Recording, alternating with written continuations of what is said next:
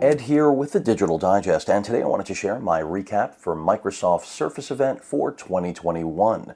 Now, Microsoft did two important things today, in my opinion. Number one, they demonstrated that they have been listening to consumers by augmenting and improving existing products accordingly. And number two, they leaned back into being innovative. And while some of you may say they tried to do that back in 2019 with devices like the Surface Pro X, as well as the Duo and the Neo that still hasn't emerged, and the majority of that didn't work out too well, I would say here we have, I believe, devices that will potentially succeed. So let me go ahead and start off by taking a look at some video. By the way, I'll be using the Lenovo X12 Detachable, which I'll relate to the Surface Pro 8 a little bit later. So again, here is a quick recap. This is all video from Microsoft directly.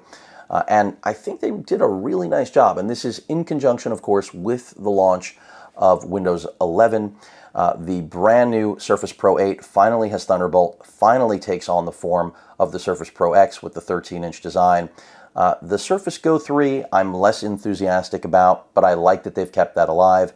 The Duo 2, on the other hand, I think Microsoft has addressed everything that people expected in the first generation of the device. The cameras, the notifications, we'll see what they've done with software. The Laptop Studio, of course, incorporates the studio design of the desktop into a laptop form. I think this has tremendous potential. And, well, this mouse, not so much, but accessibility, I also really appreciated what they did here. It shows that Microsoft is thinking, they're aware, and this isn't something we see from a lot of corporations, especially in general, let alone here in 2021. Now, as far as which product I am personally most excited about, I've pre-ordered pretty much everything. So we'll start off with the Surface Laptop Studio. And I think that a lot of you are going to like this product. It is expensive. I believe it starts at around $1,600 US, and I will look at the configurations at the end of this video as well. And basically, other machines like this have been out there. Acer made a really nice piece of hardware very similar to this, and I'm not saying Microsoft directly copied them. It also borrows, I feel like, some of the innovation that we get from products like the Yoga series. The GTX, or rather RTX 3050 Ti is at the heart of the most expensive end of this configuration. So those of you looking, I think, to do any sort of work that involves software that's going to lean into a GPU, you'll have that capability. Not the most powerful, but still good. A 14.4-inch pixel sense display, a fairly large touchpad. You can see the cooling all along the bottom. And Thunderbolt 4, most importantly. That seems to be the big theme of this year. And then, of course, this hinge. So they've incorporated what, I feel like I said this in many videos of the past, essentially a Surface Pro that folds down onto the keyboard deck so that you can move from traditional laptop to content consumption to inking seamlessly in the same way that the Surface Studio did. They've also revamped the Surface Pen. So that's another thing that's critical if you're going to try to sell devices that are centered around the Surface. You can see it attaches magnetically there at the bottom of the machine. The speakers are also supposed to be fantastic. We'll see in review once I actually get one of these. All of the cameras have been bumped up to 1080p. I'm expecting very good quality. These devices were designed with the pandemic in mind. Now, I think some of you will say you wish that that screen went flat completely. It just wasn't, obviously, in this generation of design. It wasn't a possibility. So I think this conceptually is a really good starting point for this brand and the product category that it represents. And when I look at other manufacturers and what they've done with it, far less impressive. And if you care about Microsoft's design language, well, then that's a really big deal all in itself. Let's take a look at the Duo 2.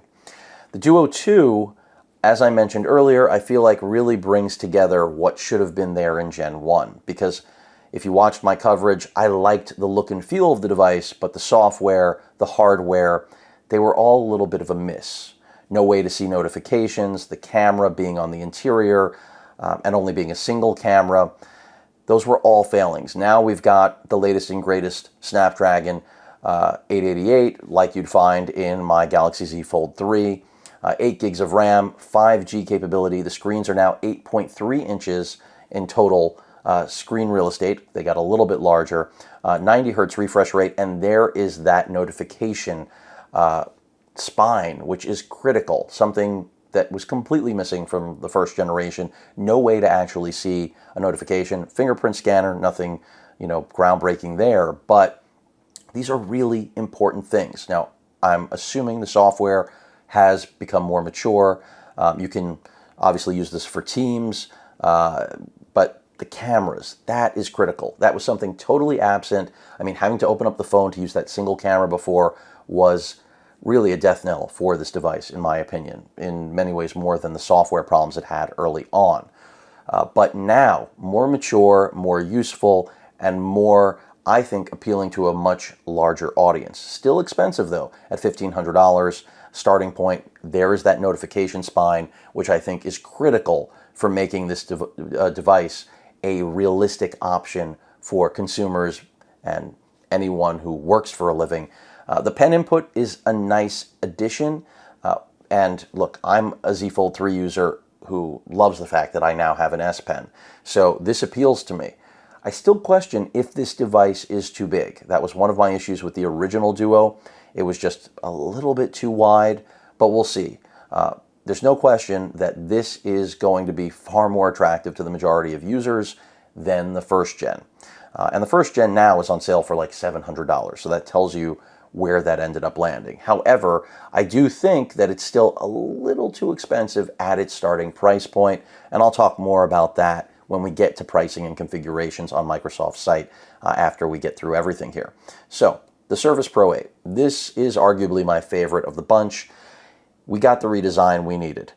It now essentially looks like the Surface Pro X, but with active cooling, as you noticed around the bezel, the back edge, rounded edges, a new keyboard, new pen, and Thunderbolt 4. 120 hertz on the display. The Slim Pen 2 looks like it's going to be an improvement, and with one of the best inking experiences on the market, and now the ability to pocket the pen on the keyboard, I think they've just gone in the right direction. You still have the original Microsoft charging capability, but now the ability to lean on Thunderbolt 4 is unique. And when I say unique, it's only unique to Surface at this point, right? And this is where it's reminiscent of Apple.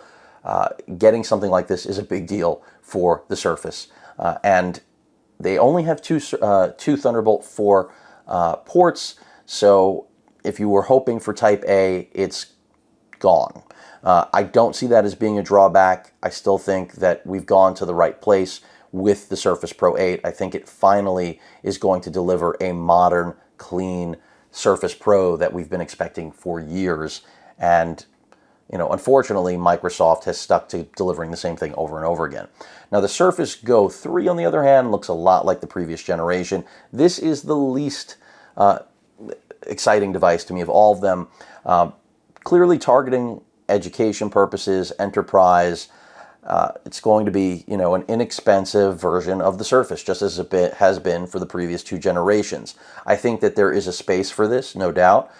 Predominantly students, children, but it's still even expensive in that space.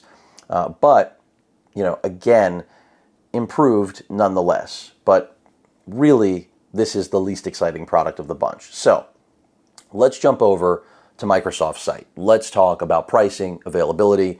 Now, the first thing I have to say is that even though all of these devices I found to be exciting, interesting, and relevant, none of them have sold out. So, hopefully that's not indicative of falling flat, and it's more so about the fact that people just aren't aware yet, because after all, the event just happened. But historically speaking, when Microsoft or any other major manufacturer hits it out of the park on day one, the pre-orders fly and dates get pushed.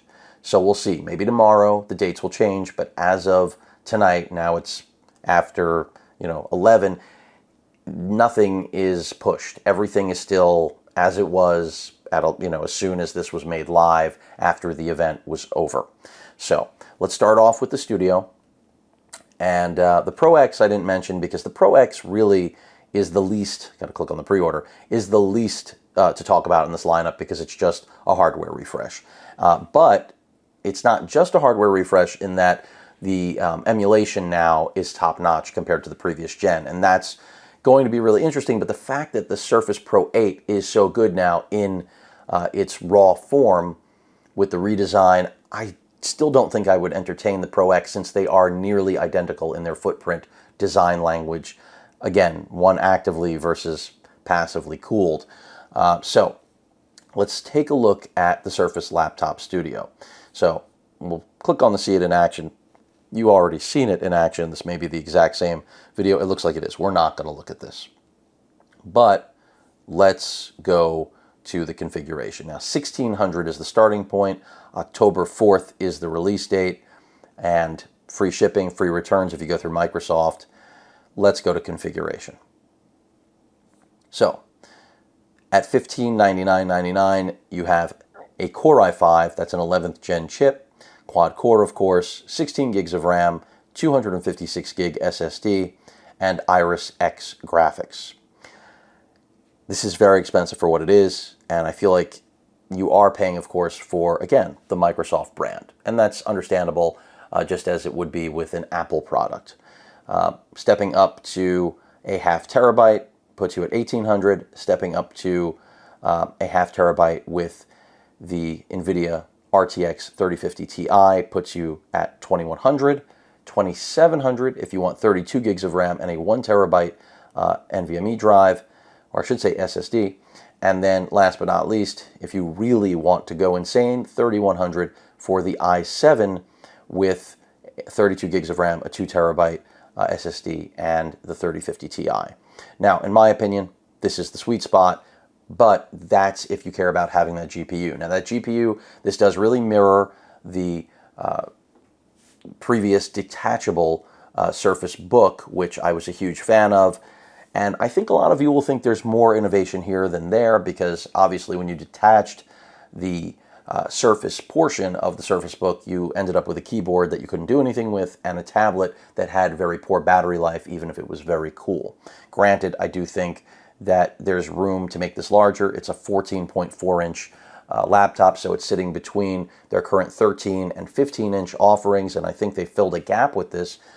But the pricing suggests otherwise when you consider the processor, GPU combinations. I mean, that's the one thing that is still tough for me to get past and to just say, run out and buy this thing. I mean, it's very cool, but its price is, well, quite frankly, incredibly rough to swallow.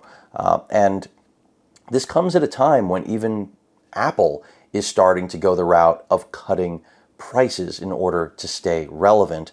And when I say relevant, I mean competitive. Instead of trying to innovate, their entire iPhone launch was based around making their devices less expensive. And remember, the fact that none of these are sold out inside the pandemic, where we have chip shortages, means that they're just, I guess, nobody's pre-ordering these things. So again, October 5th is when you can get this as soon as right now. And yeah, it's a very cool product. I think that the fact that it has, 3 different identities in one, much like the Surface Studio desktop, is smart, and it was inherent that this would come. The fact that other manufacturers had done similar things, again, whether you look at the Acer Concept, I believe it was the Concept D, or you just think of something like the Lenovo Yoga line with the 360-degree hinge and being able to position that any way you want, or HP Spectre. It was about time Microsoft did something to address a similar product. But there's no question, when you look at this, I can't zoom in on this site, unfortunately, but when you look at this, it does really look like they stuck a Surface Pro X on top of a keyboard. I cannot deny that. And that is pretty much what they did, for the most part. Because, obviously, this part, the hinge, is literally the hinge of the Surface Pro X. This is an incredibly thin display. Of course, all of the hardware is inside the keyboard deck, which is why the cooling runs along the bottom. It is a nice piece of hardware. There's no question about it. I think that it's potentially going to do well. Remember, it does not come with the pen, so you're looking at another $130 on top of that. So expensive. Let's go ahead and jump back and take a look at the next device. Again, the fact that Microsoft put so much forward this year, I think is a great thing. I'm skipping the Pro X because even though, they've, again, stepped up the game with the emulation and they've got a new processor, it's still pretty much the same concept. Now, with the Duo, let's go in the same order that I showed you the content at the beginning, and I'm clicking the wrong thing again. This is what happens when you don't script. I like that they changed the color, by the way. You can still get the plain old gray, but this is the way I would go, personal preference. And I think the Duo is now on the road to righting its mistakes of the past. $700 trade-in, not a bad thing. I'm not jumping. I'm happy with my Z Fold 3, but I will cover this nonetheless. Release date is October 20th. So the starting price point of $1,500 is a lot. It's a higher starting price point than the previous generation, and we're still, with starting at a pretty low internal storage capacity at 128. You can go all the way up to a ½ terabyte at $1,800 US. A little bit insane, in my opinion, even with devices like the Z Fold 3 being there. The Z Fold 3 is in its 3rd generation, and this still, as much as I like what Microsoft has put together here, and I think this has viability to becoming a popular device, coveted possibly, it's still very early on because Gen 1 was skipped by the majority of society. So it still feels like Gen 1, even though it's Gen 2. You could have said the same thing about the Z Fold 2, but Microsoft has no other devices on the market, so to give them that sort of street credibility in their second go-around is lending them all kinds of credence that I would love to say they have, but I would be lying, and that's not something I do here. So let's scroll down. In terms of other options, obviously if you want to get the pen, that's going to be additional. Let's just hit the 512 to see if availability is the same. I believe it is. Okay, so the 512 is November 1. Now, it may always have been November 1. Let's go ahead and double check that in terms of the other capacities, because originally I only looked at, no, it's also November 1. So it looks like the Duo, and hopefully some of you will chime in the comments if these capacities, they've all become November 1. So, okay, this has actually changed now. I'm glad to see that. That means the Duo 2 is stirring the pot a little bit. People are interested in this device. And that's what I thought would be the case, because this is a device, much like the Surface Pro 8, that represents Microsoft listening to consumers, taking a product with immense potential, and hopefully bringing it to market as expected. So I'm glad to see this. That's good news. Congratulations, Microsoft. I'm happy because I want to see parity in the field. I want to see more competing products that are innovative, and the Surface Duo was always that. The first gen Surface Duo was underwhelming. It was incredibly cool, but the execution, and again, I'm not talking about even the software, I'm just talking about the things that have been updated here, the cameras, of course, addressing notifications. Forget about all of the other things that have been improved, the larger displays. That's not even my main concern. Bringing 5G to the table, also not my main concern, although at this day and age, at this point, to not have 5G, when it is hitting most markets in the US, that makes it a tough sale. So kudos to Microsoft for getting there. Let's get on to the king of the crop, which is the Pro 8. Now, last I checked, all of the builds were pretty much still November 5. So we now have a 13-inch display, 120 hertz, and this is critical. The 16 hours battery life, we'll see once I get it in hand if that's real. I doubt it's going to be. I think we'll be very fortunate to get 10 hours. Very fortunate. And that will set a pretty solid new standard. Now, I mentioned that I'm doing this on the Lenovo X12 Detachable for a reason, because this has been on the market for the majority of this year now, and it is a very affordable tablet that takes the Surface line directly on, has Thunderbolt 4, has had it since its launch, obviously, and that's something that the Surface lineup has been missing. Does it have the sex appeal of the Surface Pro 8? Absolutely not. Does it have a ThinkPad style keyboard that's arguably still better than Microsoft's new revised type cover? We're going to see. Does it have a Wacom digitizer and stylus? It absolutely does. Only a Full HD Plus display, obviously a smaller display. This was really aimed at taking on the Surface Pro 7, not the Pro 8. So $1,100 is our starting point, and it's still expensive. I mean, the difference between the Core i5 and i7 chip really is not tangible in terms of the monetary value you'll shell out.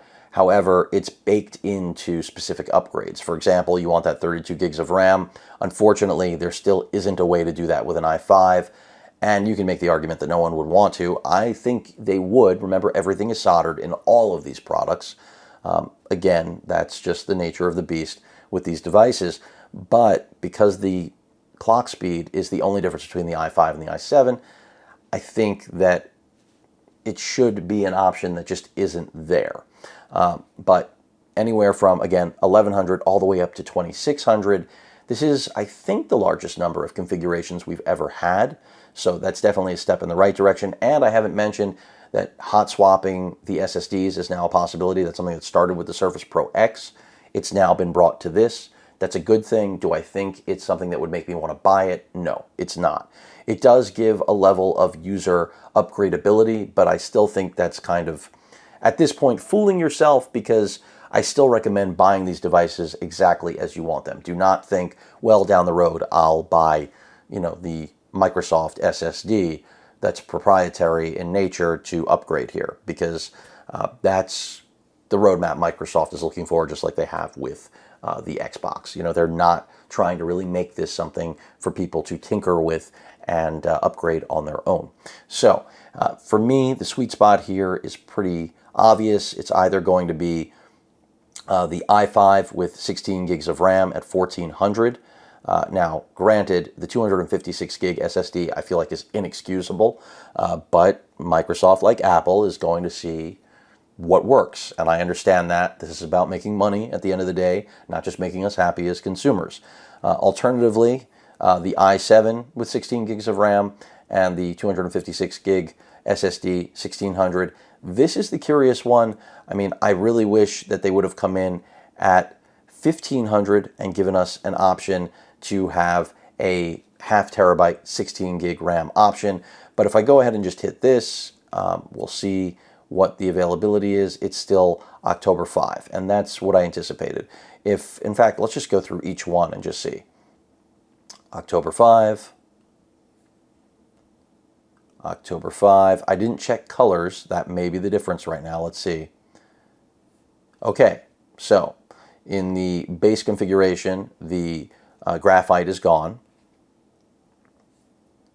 October 5th. October 5th. I have a feeling it's going to continue to be October 5th. Yep. Also October 5.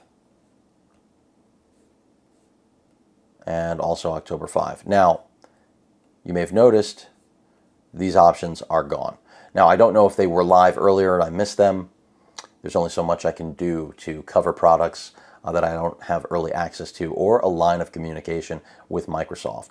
But still, interesting to note. Now, however, if you're okay with the platinum color, I do prefer the graphite personally. Ever since they introduced it, I thought it was a much better look. You do have pretty much all of the options, I think, are still October 5. And yep, that's the case. And I'll just run through them to make sure.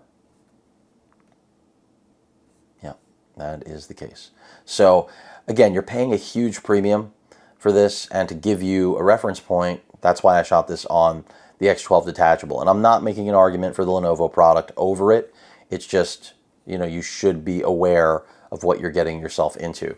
Now, this particular model, to compare with the Microsoft product, you'd be looking at this, you'd be looking at, it's an i5 with 16 gigs of RAM and a 0.5 terabyte NVMe drive. So they don't even have that config here, but let's say for all intents and purposes that it would probably come in at around 1,500, like I was suggesting earlier. This goes for around $1,000, and it includes the keyboard and the pen. Remember, with this, you will still have to buy the keyboard and pen. So if we go with what I think will be the most popular selection, which I just made, and then we go ahead to the frequently bought together, we should have the type cover here. I'm not sure why it's not showing that. It should be. It usually spams you. In fact, usually it's because I haven't done this. None. and I don't want protection, but I do want that type cover. $280 US. Pick your color of choice. Let's go ahead and just select that. And let's get that. That pre-order price is $1678.98 before tax. So, $1,000, maybe less, with coupons and Lenovo pushing sales, as opposed to $1,700. It's going to be over that with tax, obviously $1679.98.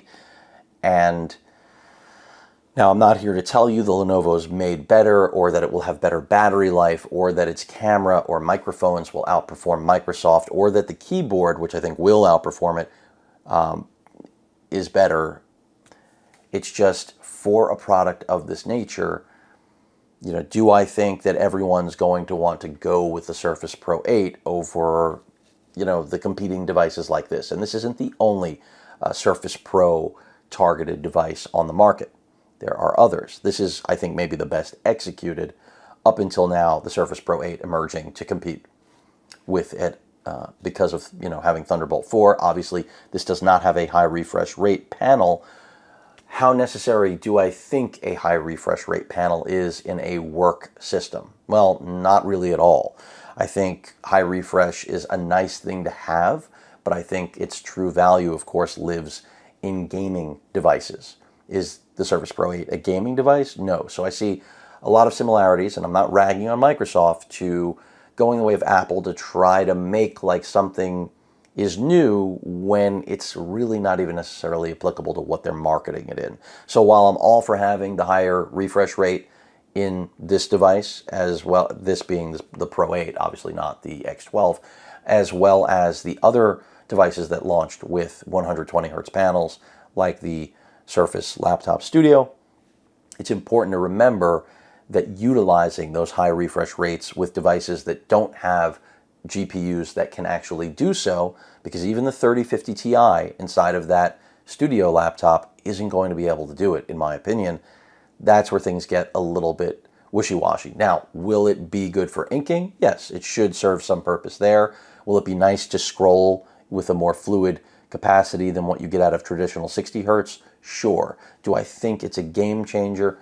No. I think the design, shrinking the bezels, enlarging the screen, giving us that entire footprint of the Surface Pro X, and finally Thunderbolt 4, Thunderbolt in any form factor, not form factor, but revision, 3 or 4, really not much of a difference there, is the game-changing element for that product. And of course, with the new Windows Hello feature, which I did not mention through this whole video, but I haven't forgotten, if it is that much better, that's nice. I think the original Windows Hello worked well, but if the new webcams and microphones really are as good as they say, that's pretty important considering, again, pandemic times, unfortunately. So there you have it. I mean, and also the other big thing is going to be, how does Windows 11 perform? Do people embrace it, love it, or do they look at it and say, is this becoming more like Apple? That's not what I expected. I think it's just going to be a matter of getting used to it. But there's no question that this Surface lineup is all about identity, branding, and now finally listening to consumers, which is something Microsoft has not done in a long time, as well as trying to innovate with the Surface Laptop Studio. Again, my personal favorite of these is the throwback to the original King of the Hill, and so that is the Surface Pro 8. Second favorite is the Duo 2, and then last but not least is the Surface Laptop Studio. Now, I did not look at the Surface Go 3, and I will do that. I keep going to the image. Microsoft, you could have made that clickable. Let's be real. So, just for shits and giggles, let's go ahead and configure one of these. $400 is the base. LTE configuration is there too. And by the way, the Surface Pro X, one important feature is they do have a Wi-Fi only model, so $900 starting price point. That's not a bad thing. But these processors are pretty much a joke, in my opinion. But that doesn't make them bad for educational purposes. It's just, I wouldn't want to do business on these unless it was in a very simple capacity. You know, these are not, they remind me of netbooks still. And that's not a bad thing. I think it's bad that netbooks went away. And if you don't know what a netbook is, don't worry about it. It's not a big deal. But $400, $550, and it looks like all the dates are the same. Again, the only thing making waves is the Surface Duo. The Surface Duo 2 for good reason. I mean, it is a unique phone, and now it looks like it's done right. Still might be too big for a pocket, but it looks like they finally checked the boxes. Again, cameras, notifications, and of course, 5G, as well as slightly larger screens, so 90 hertz refresh rate. Surface Duo 2 is looking pretty damn good. But this device, nothing to get excited about. And again, I will just show you because the video has run long enough, right? Let's take a look at that Pro X. The Pro X, I think, is innovative. I do believe it's the future. I think ARM is going to replace everything. There's a reason NVIDIA, my little baby, which still wish I had some of that stock. I don't anymore. Joke's on me, right? But that acquisition of ARM, it's there for a reason. I used to own ARM stock as well. Of course, this is a Qualcomm chip, but that's all built on the ARM platform. Anyone who thinks I'm not a fan of ARM doesn't know me and doesn't follow my channel. I owned ARM stock since I was in high school. Of course, that it's not available anymore. They were acquired, and now NVIDIA is going to acquire them. And it's just, it is the future. I mean, this is where computing is going, not just because Apple decided, but because smartphones have, created this roadmap, and it's very clear. So the Surface Pro X, I think, is a great product. It hasn't really been redefined here, but the software support, as well as the gigabit LTE, they do come together to be a nice thing, no question about that. The $900 starting price point I still think is really high. I think the beauty of these devices is battery life, instant on, and eventually really appropriate pricing. By the way, one final note on all of these, I had really hoped that Microsoft was going to introduce something with an OLED display. It's unfortunate that they didn't. Hopefully, they will next year do that, because maybe the pandemic isn't the right time. I hope it's over by next year, please. I think we all hope. But they are the manufacturer that can make OLED standard. It's time. There's nothing wrong with IPS panels, but let's stop branding them as being special when they're budget tech at this point. There's nothing wrong with them. You're looking at an IPS panel here. I review a ton of machines with IPS panels, but part of the beauty of IPS is that you pay very little for it. In fact, OLED is becoming budget conscious. So I don't want it to be like Apple integrating an OLED into the iPhone for the first time in, like, what was it, the 10th generation? Microsoft, you're already at Surface Pro 8. Please don't make it Surface Pro 10. It's going to look really creepy if you adopt on the same timeline as Apple. Granted, they're not the same form factor or size, but it's time for OLED to take the steering wheel, take the lead, and be the display quality and standard that everybody should be embracing. The fact that people still don't know the difference is up to you, as well as other manufacturers, to change that. And these are fine for budget, like the X12, it's fine, but the premium Microsoft is charging, I want to see them at least dazzle us with the display. If they're still going to give us, mediocre hardware, and it's all about the branding and the design language, that's fine, but give us that gorgeous OLED display. Just do it already. It will sell devices. I know you don't think it will. Apple didn't think so either, but it absolutely helped them with their phones. And it will help you with your Surface line of products too, if anyone's listening. So, Pro X, again, this is already available. They've done it. They did a silent refresh last year, but there is the SQ2, and these aren't even, it's not anything to go crazy about. In fact, the only thing that's the pre-order is right there is the Wi-Fi $1,500 model, 16 gigs of RAM, half terabyte. So, Windows 11, not a bad thing. In the graphite color, these were options that already existed. But the Pro X kind of paved the way for all of this, but nothing innovative there today. This was all about the devices I've gone through thus far. So, hope you enjoyed today's video. Again, Microsoft did a lot to getting all kinds of crap here that I did not intend. I left it playing in the background. Get rid of YouTubers. You already got one you're listening to and watching. They did a lot today, and I'm excited about what they have going forward. Let me know in the comments any questions. I want to know your input. I want to know which device excited you the most. And that's really the pulse of this event, right? I've given you my opinion, but I want to know what all of you think. I think they made appropriate changes. They didn't change the game, but they certainly upped their ante, and I think they're headed in the right direction. This doesn't seem like the 2019 event, which was exciting and underwhelming all at the same time. I feel like this is going to live up to expectation. So again, any questions or comments, please feel free to post them at that like button. And as usual, please feel free to subscribe and please stay safe. Later.